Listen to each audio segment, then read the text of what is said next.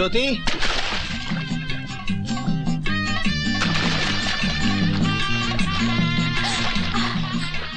नहाती लड़की को निहारते तुम्हें शर्म नहीं आती? मैं तो उस फूल की जड़ हूँ। फूल खींचोगी तो जड़ जरूर बाहर आएगी। अरे बाप रे, मौसी आ रही है। अगर उसने हम दोनों को देख लिया तो वो मेरी दीदी से कह देगी। तुम कुछ करो। मैं क्या करूं? तुम बाहर जाओ, बाहर जाओ। नहीं नहीं नहीं नहीं, बाहर नहीं जाओ, तुम अंदर जाओ, अंदर जाओ। अरे ज्योतिया, जरा सुन तो। हाँ सुखदैया से कह दीजो कि जरा हमरे घर हुई जाए। हाँ समझे? हाँ। हाँ, जरा कुछ काम है।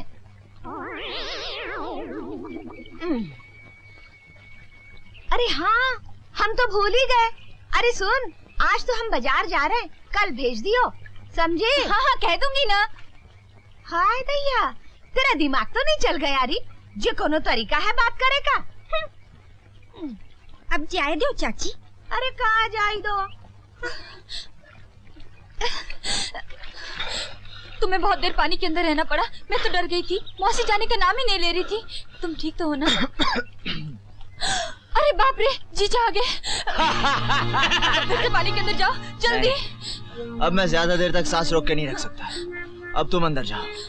अच्छा, ये कौन सी गुरु से हम भी देखें? देख ले बेटे, देख ले।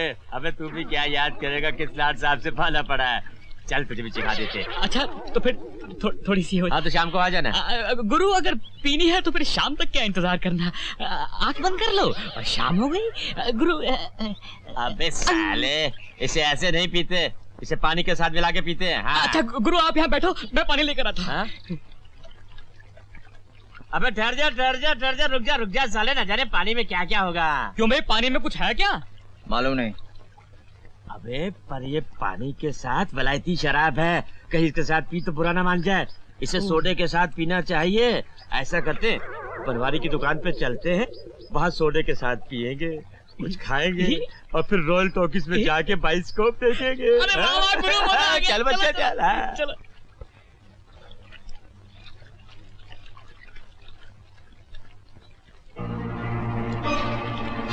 ज्योति,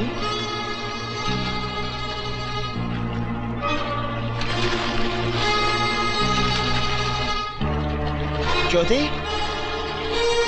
ज्योति,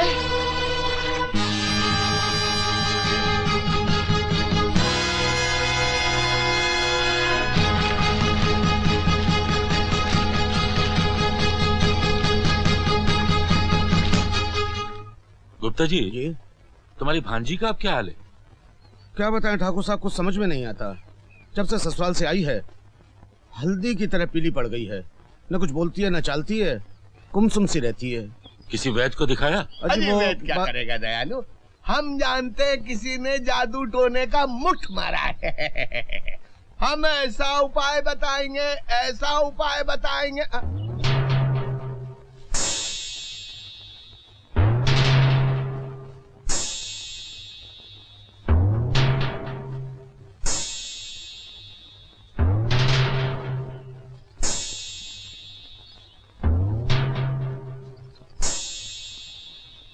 ज्योति, ज्योति,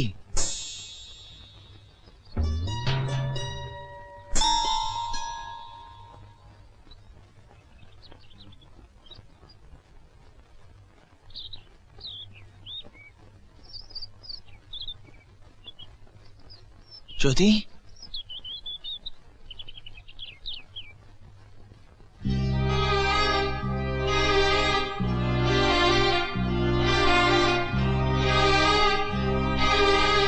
ज्योति, ज्योति,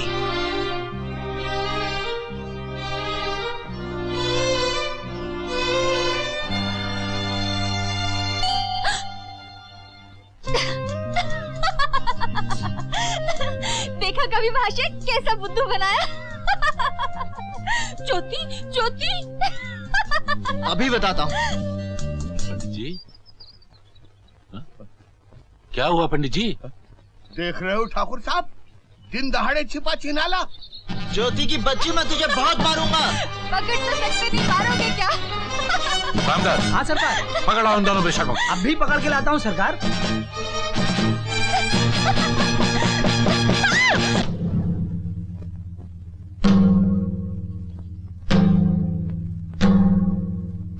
आज देख लूंगा तुझे। शिव शंकर, शिव शंकर, शिव शंकर। कैसे बताऊं पंचो, जवानी की राम कटोरी ज्योतिया बेचारी भागी जा रही थी, भागी जा रही थी, भागी जा रही थी, और ये दुष्ट चील झपट्टे की तरह उसके पीछे भाग रहा था। ये तो हम लोग ठीक समय पर पहुंच गए, वरना बिना मृदंग के नाटक समाप्त हो जाता। मेरे विचार से पंचो, इस मामले पर काफी विचार हो चुका है, अब फैसला सुना दीजिए। इस तरह सर झुका के बैठे रहने से कुछ नहीं होगा। समाज का सुधार मुधार सब समझे, मगर इसका ये मतलब नहीं कि ये बदमाश हम जैसे शरीफ आदमियों की बहु बेटियों को ताके झांके। अगर आपसे कुछ नहीं हो सकता तो हमें आज्ञा दीजिए, हम इस कवि के बच्चे की हड्डी पसली कर देंगे। हड्डी पसली मैं भी तोड़ सकता हूँ। खाम का बेचारे पर तो मत लगा रहे हो। इस गांव में और भी तो लड़कियां हैं, इसने कभी किसी को छेड़ा है? ये कोई पागल नहीं जो इसके पीछे भाग पड़ा। देखिए ठाकुर साहब, इससे पहले कि आप कोई गलत फैसला सुनाएं, एक बार ज्योति को यहाँ बुलाकर जरूर पूछ लीजिए। कोई बुला के तो देखे हमारी घरवाली की बहन को, खून की नदी बहा दूंगा। ज्यादा जोश में आने की जरूरत नहीं किशनलाल, बैठ जाओ, बैठ जाओ भाई। हाँ रे रवि दसवा, क्या तू इनकार करता है कि तू ज्योति के पीछे नहीं भाग रहा था? क्या हम सब लोग झूठ बोल रहे हैं? बोल, जो कुछ हमने देखा क्या वो गलत था? बोलता क्यों नहीं? रवि, कह देना ये सब झूठ है। बोल दे साफ साफ। नहीं दादा, ये सच है। मैंने ज्योति को सच्चा प्यार किया है। अजय, इसके पास बोलने के लिए रखा क्या है सिवाय नीचे देखने के? ये नीचे देखने का वक्त नहीं है रवि, सारे गांव की आंखों में आंखें डालकर सच बोलने का वक्त है। मैं जानता हूं तू सच्चा है, पर हर आदमी को अपना सच खुद बोलना पड़ता है। कह दे कि तू सच्चा और ये सब बकवास कर रहे हैं। अच्छा, अगर ये इतना ही सच्चा है और इसका मन इतना ही साफ है, तो क्या ये भरी पंचायत में ज्योति से राखी बंधवाने को तैयार है?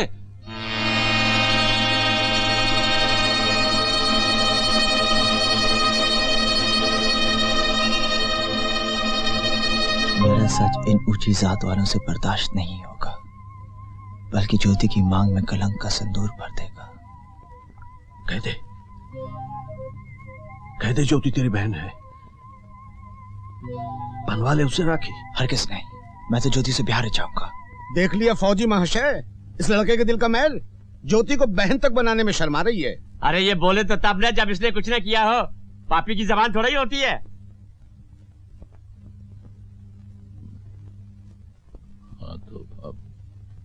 ठाकुर साहब, अब फैसला सुना दीजिए। हाँ श्री राम, हमें बहुत दुख है। हम चाहते हुए भी तुम्हारी कोई मदद नहीं कर सकते।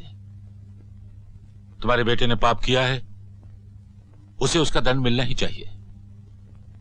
तुम अच्छी तरह से जानते हो कि ऐसे मामलों में पंचायत का क्या फैसला होता है। तुम्हें उस फैसले पर अमल करना ही होगा।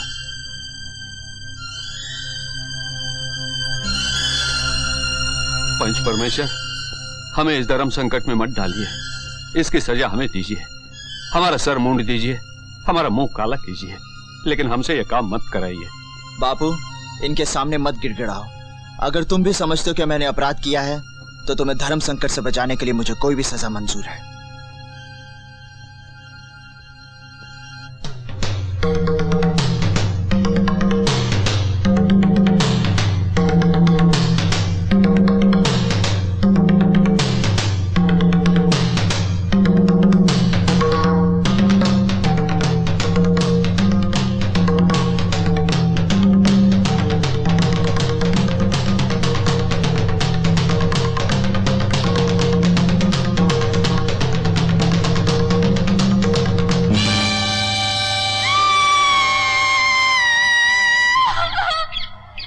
नाक कटवा दी इस लड़की ने गांव भर में।